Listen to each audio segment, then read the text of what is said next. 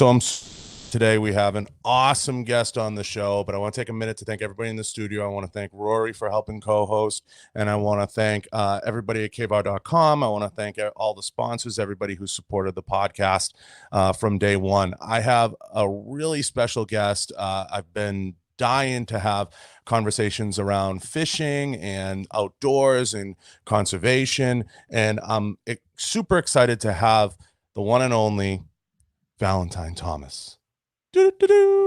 So this is really awesome, and we're really excited to have you. Everybody in the studio and everybody in the building has been kind of over the moon watching a lot of your videos because it's something that's so unique and fun and different. I want to start with the basics, with a question you've answered 1,000 times. We know the story behind you, but what kind of propelled you into this lifestyle and what keeps you in it? It's food, actually. It's I have always been passionate about cooking, and when I picked up spearfishing, it was this whole testing my own food and having access to protein that I knew were caught in a way that was not only sustainable but tasted so much better than what we had at the store. So it was food, all about food. Yeah, it's amazing because that self-sustaining lifestyle is something that's near and dear to every hunter and fisherman and fisherwoman. It's one of those things that we know a lot about here in this industry. It's super exciting to see somebody living it out the way that you are, and you're getting out there and you're getting hands-on, and it's really unique. It's really different. And to stay in it and do it the way that you're doing it, is it something that you envisioned as a child? Is it something that just kind of like the spearfishing thing? It's kind of like you're not out there with a rod and a reel. It's you're getting down there and you're getting hands on. Oh, actually, it's quite the opposite. I mean, I'm born and raised in Montreal, Canada, so I was nowhere near the water, and I've actually never really been a good swimmer either. And when I was 14 years old, I went swimming, sorry, in the south of France with my parents, and I passed out in the water because I got caught in the current. So from about 14 to when I was 24, then I refused to swim in the ocean. Right. So the ocean and I were not friends for a really, really, really long time, and it was something that was petrifying to me. And it kind of so. It was not meant to be. It was not love at first sight, and it was kind of we learned how to discover each other, and then it changed my life completely. And this is why when people are telling me that, I couldn't do what you do, I'm so scared of the ocean, I always keep telling them, like, I started probably even worse than you, because my first time in the water, I was having a panic attack. So I started as low as it gets. Now, it's crazy because you recently just spoke at the UN in Rome. What was that like, and how serendipitous is it that, now you're going to a higher level with this cause and with this movement that you've created? It's not something that I ever was passionate about growing up, because again, when you're born and raised in a bigger city or even in a smaller city, people don't really make connection with the food and where it's from. And then when I started spearfishing, and then when I discovered that connection, that's when everything changed to me, and my values changed. I changed as a person, and this battle became very personal and very important to me. So I just decided about 4 years ago to quit everything and dedicate my life to it. So I've been doing everything I can to try to make a difference. And when I do share content, I do it with the purpose of sharing information and making sure that people are aware of what's going on, so that way they can make the right decision. And also, when I first started doing that, I realized that there was no information between government, NGOs, or any type of organization and consumers. Like, we have no idea. There's no exchange of information. So this is kind of became my life mission, to be able to fill that gap and make sure that consumers know exactly what they're eating and how it got to their plate. How as you peel past that onion a little bit, how much does it scare you what you see that we don't know? what scares me is the fact that there's not much we can do about it unless, I mean, we can make better decisions. And then, of course, we are creating the demand. But the thing is, we live in a generation where we're so used to have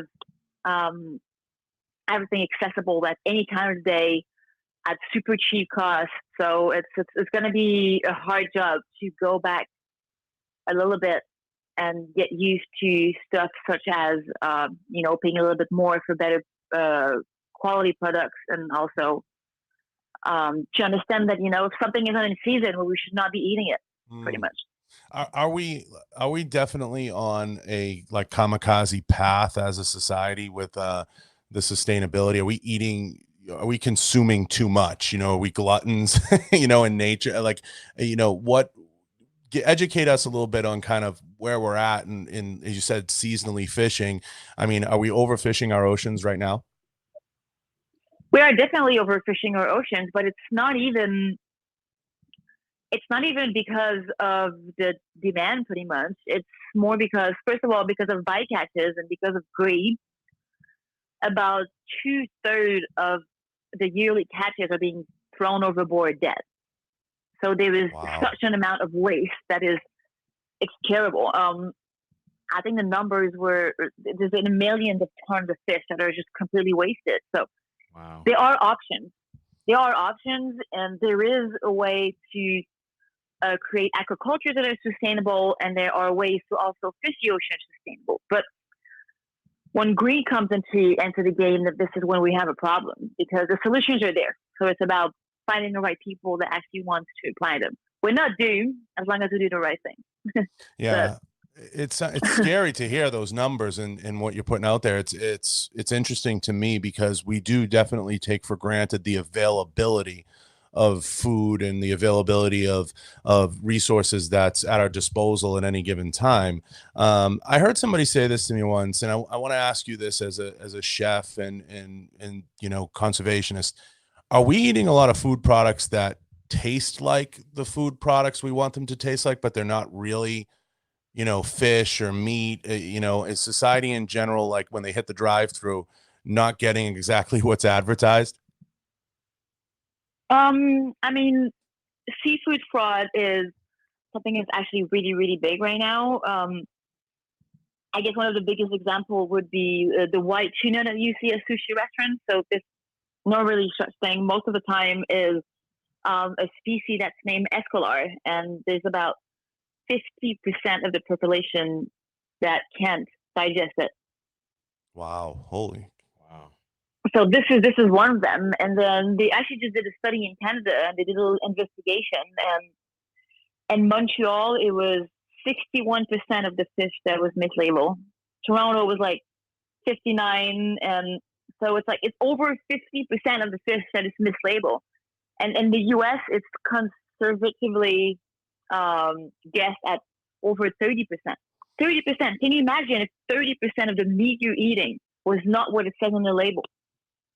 That's insane. That's absolutely insane. Do you think that? And people say, "Oh, it's just fish. It's just fish." It's not just fish, because some fish are very hard to digest. Some fish are dangerous to mercury. Some fish are dangerous for pregnant women. So this mislabel can cause a lot of issue actually for her health. And when you have China exporting salmon that is farmed, but they label it being wild salmon, then it doesn't have to go through all the screening tests for chemical and stuff. We're being told that we have no clue what it is, and this can affect us in really, really negative way. Hey, Valentine, this is Rory. So, interesting story. Sorry, I get crazy about it. No, it's okay. It's interesting you bring that up, because I actually had a former relationship I had with a lady. She would eat certain shrimp and certain types of seafood, and she would get an allergic reaction, and it would make her sick. And we could never figure out why. And then she'd eat other types of seafood, like something organic from Whole Foods, and she wouldn't get sick. And we go out to restaurants in certain places. Sometimes she gets sick there with that seafood, other seafood she wouldn't. Finally went and seen a doctor about it. Come to find out, some of the antibiotics that they're using to keep these fish alive while they're farming them, so they don't get sick was actually causing an allergic reaction in our body.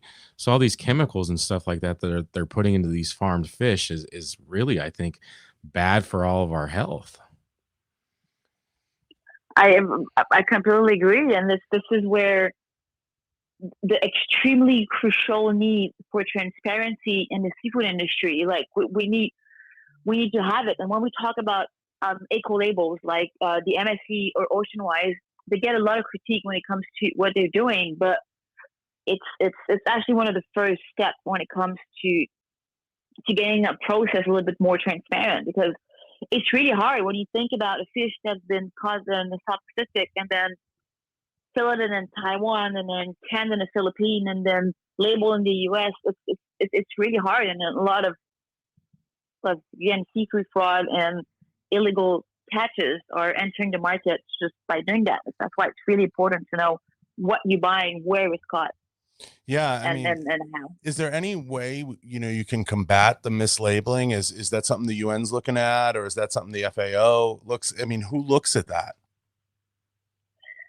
The FAO was talking a lot about it at a conference and when was it, in November and Rome, and also what the comment that I made was, I think that I do like the approach of trying to change the policies and to make sure that the fishermen are aware of all of that and they have consequences when they're actually fishing illegally. But also, I think that the commercial buyers should also be responsible for what they're getting. When you're thinking about like Walmart or Publix or big grocery companies, they should also be responsible for what they're selling to consumers, and they should have the responsibility to know that if they're selling wild salmon, that it's actually really wild salmon and not something else. I want to ask you, how does the average person, Valentine, how does the Joe Blow out there, or the person listening, how do they do a better job being a conservationist and being aware and helping, move this forward? So there's not that many things that you can use as a consumer, apart from, first of all, varying your diet. That's something that is very important. So pretty much making sure that you eat different type of fish. So go away from the whole tuna and salmon and halibut and cod and sea bass. Try different species. When you go to your fishmonger, try that weird little fillet that you've never seen before, and be a little bit more adventurous in your choices, because that kind of comfort species as we have is created a lot of overfishing. That's a great suggestion. And Real good suggestion. Yeah, simple. It's almost like, and then the second one was, yeah, exactly. It's almost like going to sushi and you try the different fish at sushi and see what you like.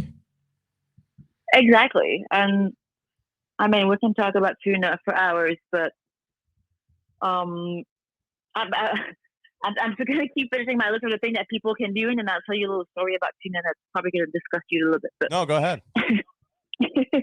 So the second one that you can do is that you can consult a guide. So at you have the Monterey Bay Seafood Watch application you can have on your phone. That's a very great tool. It's not 100% perfect yet, but we're actually trying to get that working better.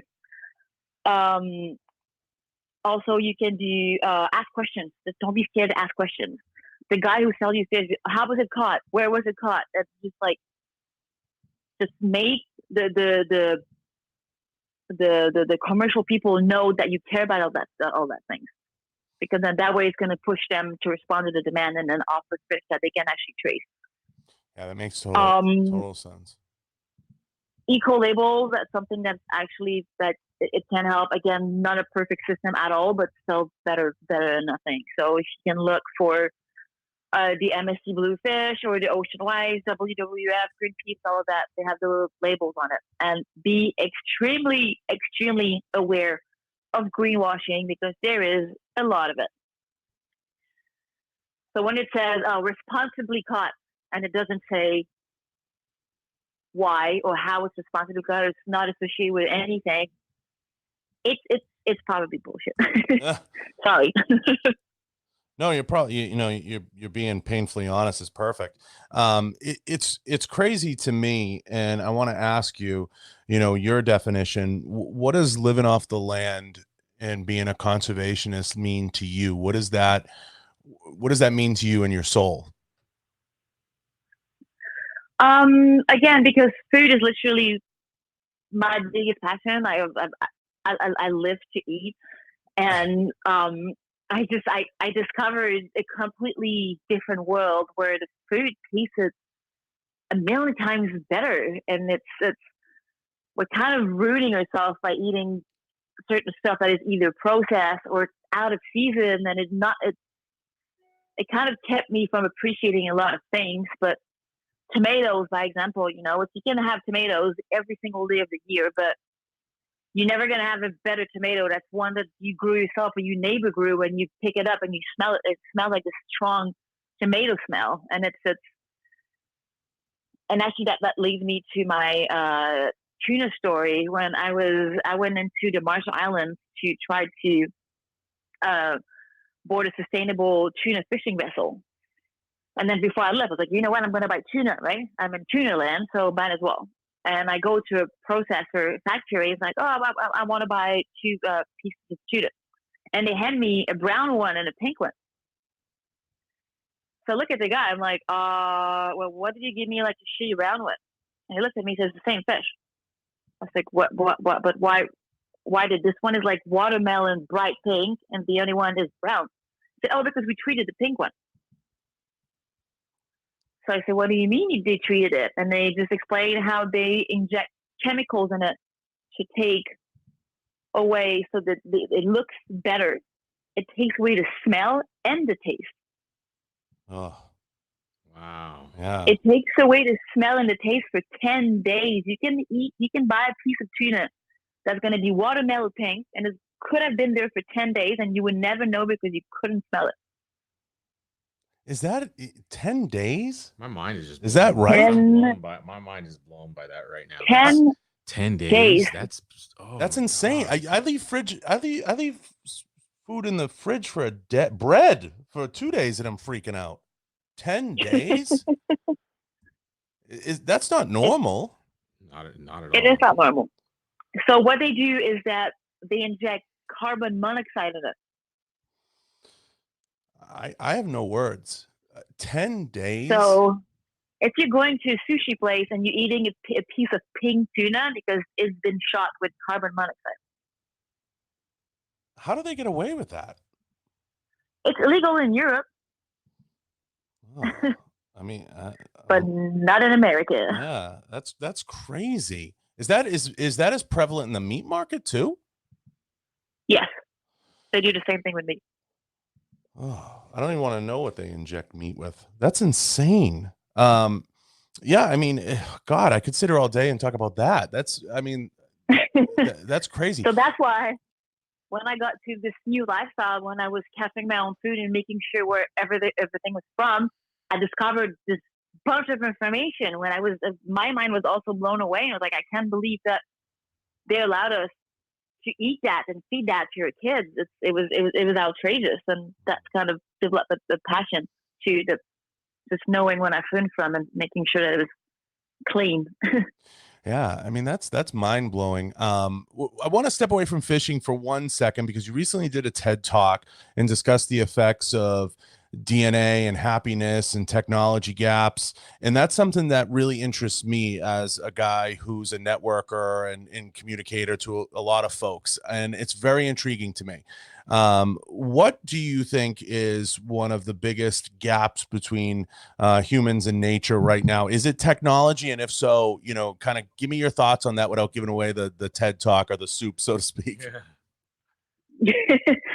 So basically what I'm going to be talking about during a TED Talk is that I do believe that our DNA as human beings is very still closely related to our past of hunters and gatherers, and how our disconnection with nature is what is creating a lot of anxiety in today's society.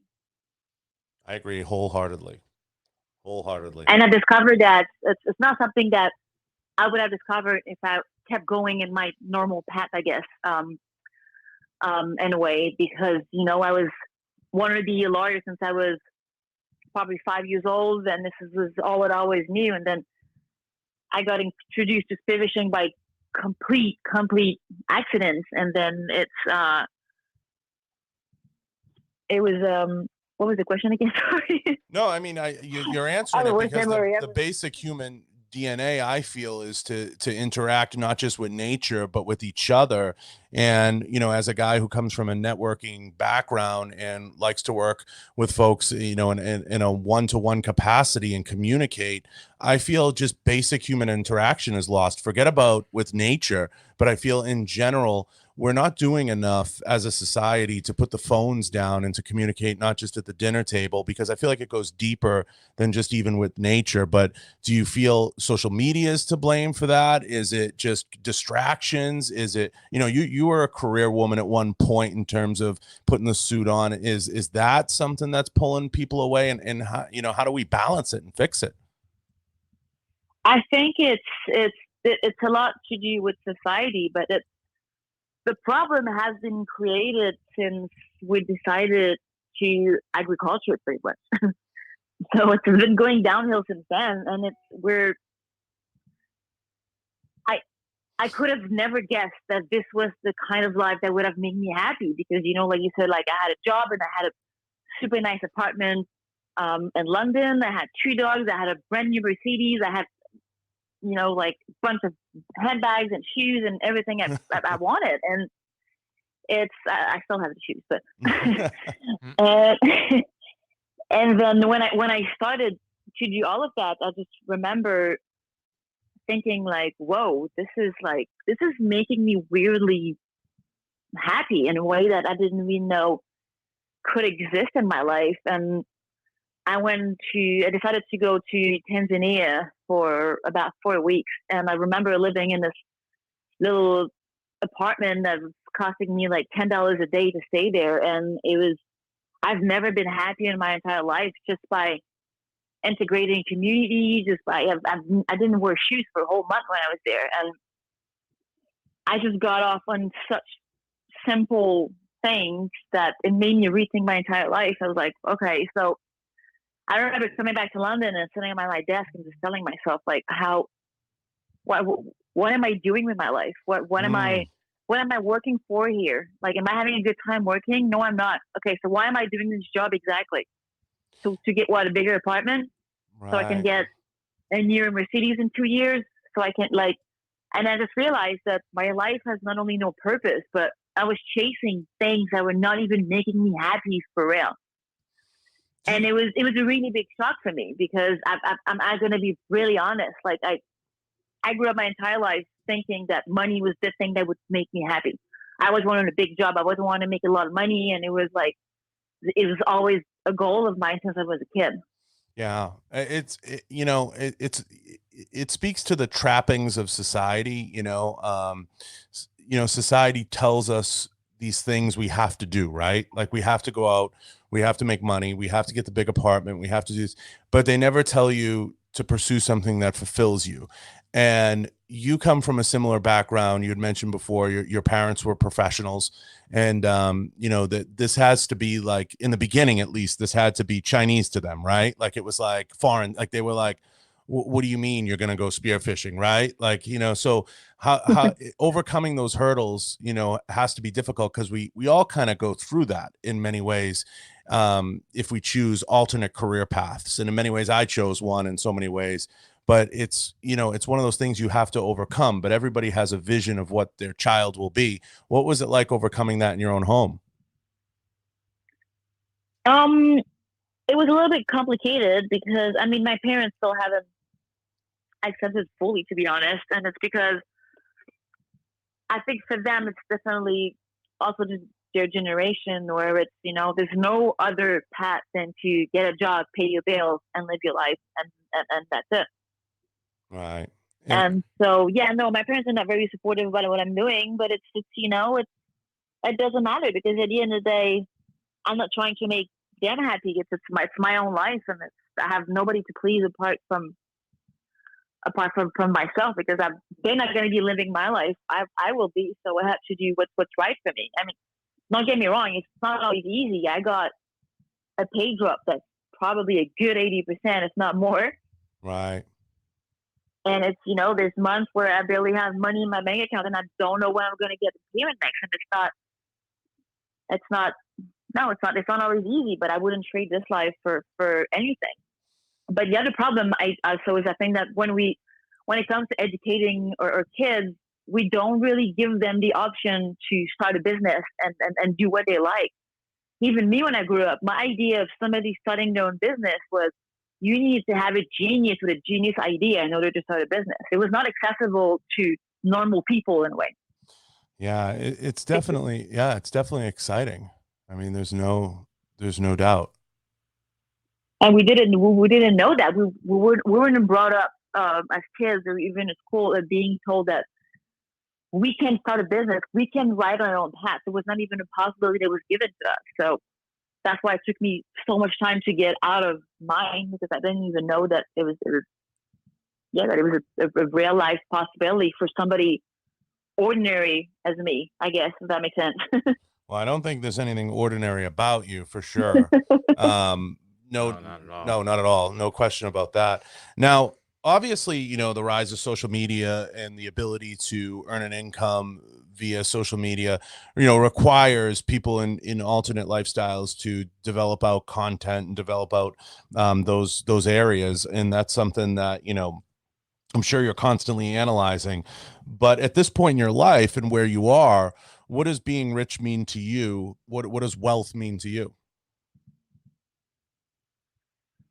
I mean, of course, I don't want to live in a tent and a bush. I still want to have a minimum of comfort in my life. And sadly, we live in a society where money is kind of at the base of everything. So of course, I'm still trying to build a business and make a living out of this, but it's not the end goal like it used to be in my life. And I want to make enough money so I don't have to worry, but I also not going to be working 7 days out of the week, and I'm going to be doing only things and only projects that I love and that I'm passionate about. And it's, for me, this is the biggest luxury and the biggest definition of freedom pretty much today. Yeah, that's definitely a good one, and more people should adopt it. But I think that has a lot to do with looking in the mirror and finding your passion and a lot of the things that you've done over the course of the last few years. And not a lot of people are willing to do that, and that's a powerful thing in and of itself. But you brought up a point about living in a bush and not having plumbing or a shower. Where do you see it going? And I know this is tough to do, and nobody likes to do this because we're very happy and we want to be happy in the now. And there's the I could be hit by a bus tomorrow theory. Where do you see it in 5 or 10 years? Because I could see you being a professor or a teacher or working with the UN. Where do you see it 5 or 10 years from now? That's a very good question. Which is actually something completely different than what I wanted years ago. But I do want to have a house somewhere. I don't know where exactly. And my new life on a personal level, I mean, it's really about having a nice house, and I want chickens to have my own eggs, and I want to be able to grow my own food and kind of be able to be self-sufficient and spend as much time outside as I can. And it's something that if you had told me 10 years ago, I would have laughed in your face, seriously. Yeah. And then when it comes to work-wise, I do want to keep working with different organizations in order to be able to actually make a difference and hopefully change things in the long term.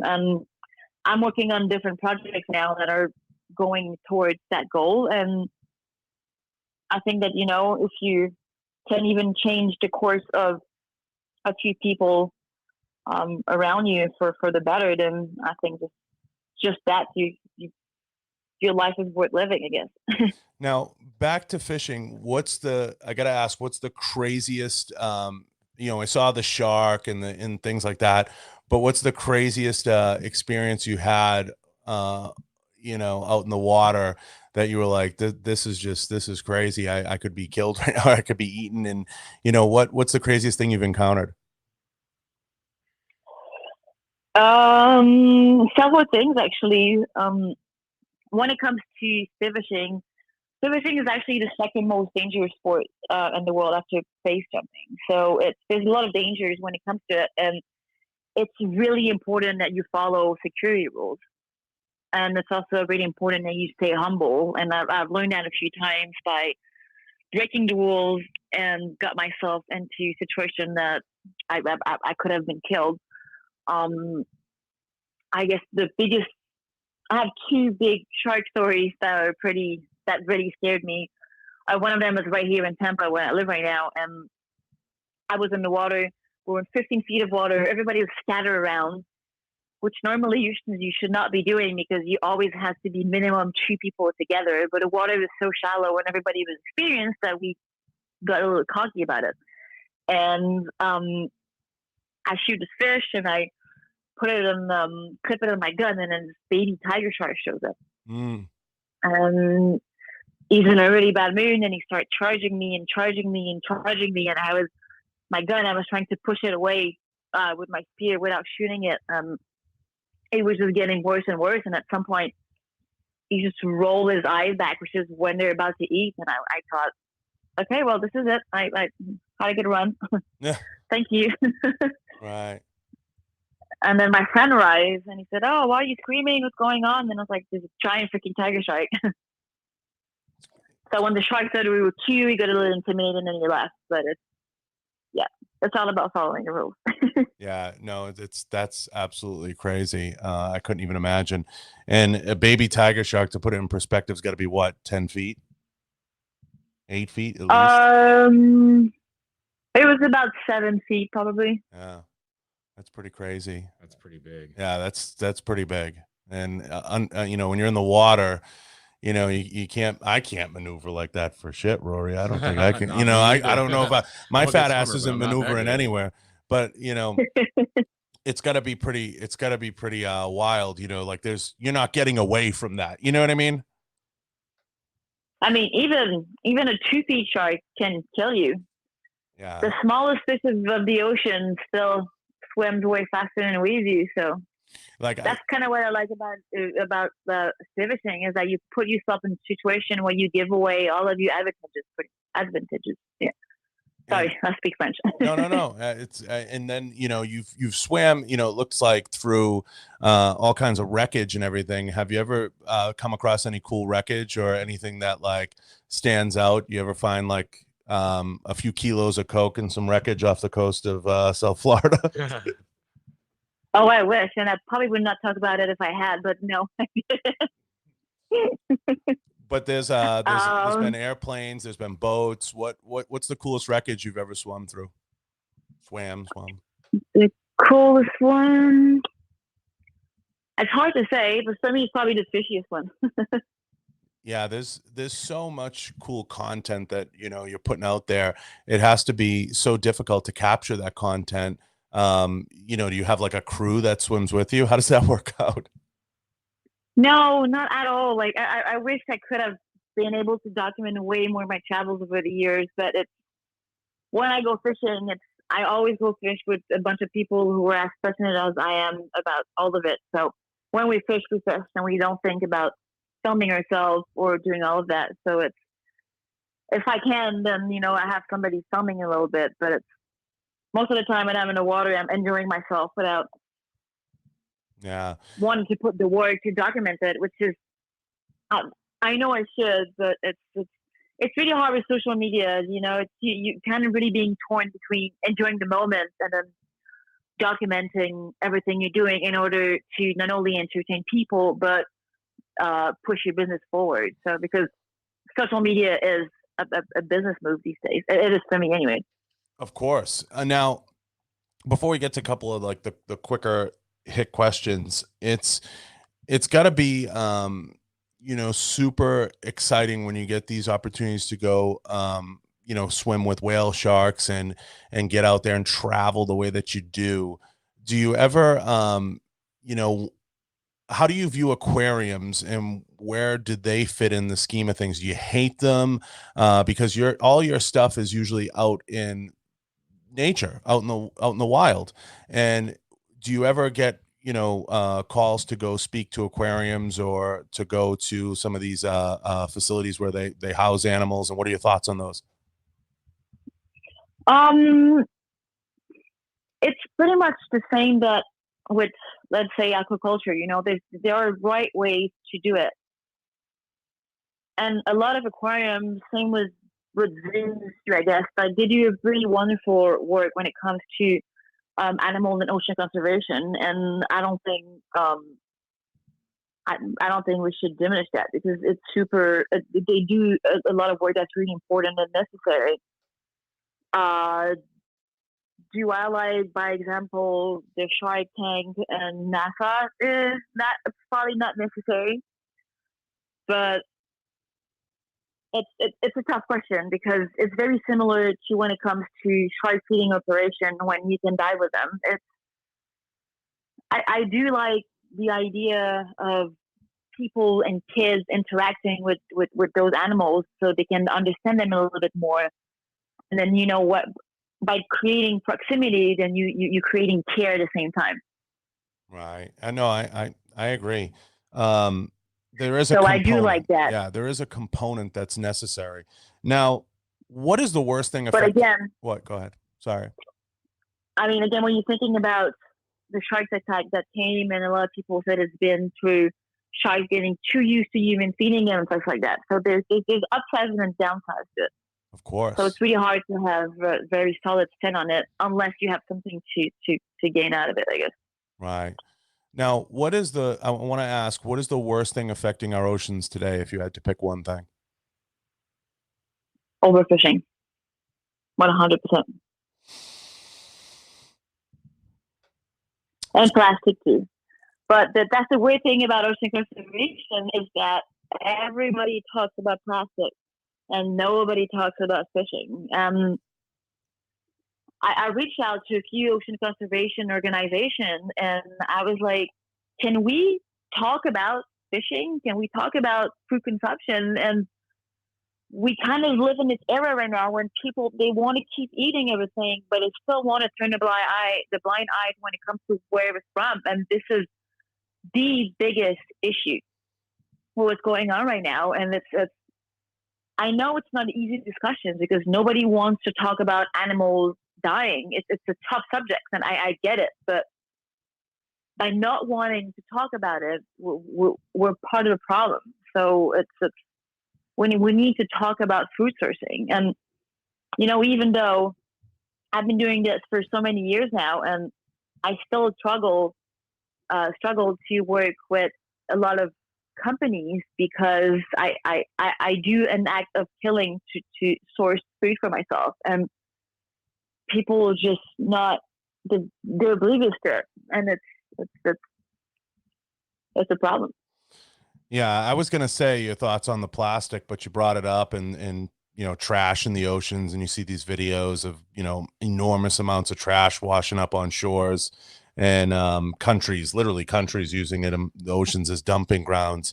But overfishing, I would think, would trump that because without the resource of the food, that's going to cause a greater problem down the line too. But I think they kind of both fall into that space of being a real problem. Yeah. It's both of them. There's no doubt. And, I don't want to, take up all your time, but I want to ask, if you were to shoot fish in a barrel, what would you use? And a barrel. It's a term in the United States, like shooting fish in a barrel, like something's easy. Like, oh, it's like shooting fish in a barrel. What would you use to shoot fish in a barrel? I actually like to use the one sling, which is the most primitive way of fishing. I really like using that. It's literally a piece of wood with an elastic, and you pull the elastic. It's like a slingshot, pretty much, but underwater with a spear. I like that. If you didn't spearfish, what would you use if you didn't use a spear? In a barrel, you mean? No, just in general. What's in the barrel situation? No, just in general. Would you use a rod? I could also use my hand. You can do that? Yeah. I mean, you can. I You have can't. to be pretty quick. Yeah, I can't do that. I'm not quick enough. Rory was gonna. A rod, yeah. Rory A rod. was. I could use a rod, yeah. Rory was gonna ask you. What was it? Your thoughts on? I was gonna ask if you've done any bow fishing. I go out and fish myself pretty often, but that's one thing I've been kind of looking into is doing some bow fishing. Have you ever done any of that yet? Yeah, actually, I did that Monday this week, and I got a nice grouper. Oh, nice. I've watched them stand on top. I watched them stand on the boats and just look down in the water and nail them. I'd imagine that'd just be pretty difficult to do. That's crazy. That's pretty. I actually thought that rod and reel was more complicated because it's you don't know what you're catching. You know, in fishing, it's very selective, and you know what's going on. If you go to a spot and there's no fish, you're gonna know within 5 minutes. When you go line fishing, you can stay in the same spot for an hour, not knowing if it's full of fish and you lose, or if it's empty and you're losing your time. So I guess it's pretty hard.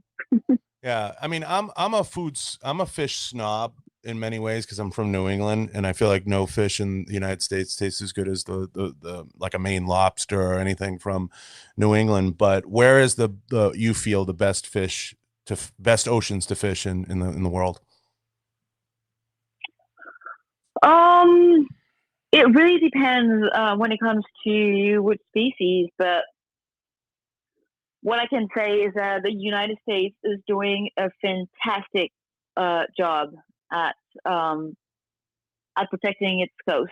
The United States is very fishy, and the regulation seems to be rather efficient right now. So the fish stocks are relatively healthy around the coast of the United States. Now, I like being here.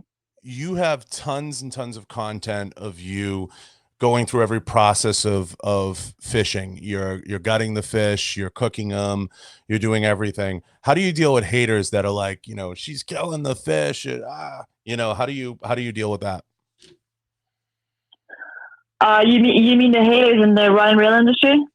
Haters in the rod and reel industry in general, and people that don't understand hunting and gathering. Okay, for the rod industry, the way I deal with it is, okay, that's going to be a little bit rude, so please pardon my French. With a rod and reel person, it would be, well, why don't you get your fat ass up your chair, put your Budweiser and your cup holder, put your ass in the water, push the sharks away, catch a fish, put it in a boat, and tell me about it. No, that's a great answer, actually. It's, you know, and we had we have multiple hunters and folks from the outdoors on the show, and we have all kinds of folks. It has to be incredibly difficult, and I have to bring it up, being a beautiful woman and being out there in social media, and I'm sure you attract your share of social media haters. Do you just block them out? Like, what's your technique? Do you just ignore? Do you just delete and block? How do you play that? It really depends. When it comes to if it's about information and the person is misinformed, even if they come to me in an aggressive way, I'm still going to try to have a discussion with them so I can share facts or scientific reports or anything to try to change their mind. If they're just being assholes and then insulting, then I just delete block. Delete block. I used to answer to every single one of them, but then it was just too draining. And some people are just not worth the time. Yeah, I always like to. No, go ahead. Yeah. So being a woman can be a little difficult in that sport. It's a double-edged sword when it comes to that. It always is, and I always say this all the time on every podcast, especially with the ladies. it's always difficult to be in the position you're in because women are so objectified, and it becomes difficult for folks to understand and wrap their head around it. I have to imagine, and I ask this of every woman on the show, you probably get all kinds of creepy DMs and messages. What's the creepiest one you've gotten? Has anyone been like, hey, you know, Valentine, come on this come on my yacht and come on this fishing trip with me, and you're like, oh, what a weirdo, or like mail me like a used bikini? I'm sure you get all kinds of weird shit. What's the weirdest DM you've ever got? Probably a dick pic. Yeah, we get a lot. We hear a lot of that. We've heard that. We've heard some women get jail mail, and some get crazy requests. Anyone ever offer to take you on, like any weirdo offer to take you on a trip, or like be like, hey, come on my boat and we'll go to like some magical island and you can teach me how to fish? And you're like, who the hell is this? Yes, that happens too. I get a lot of weird messages, but I get a lot of nice ones too, I guess.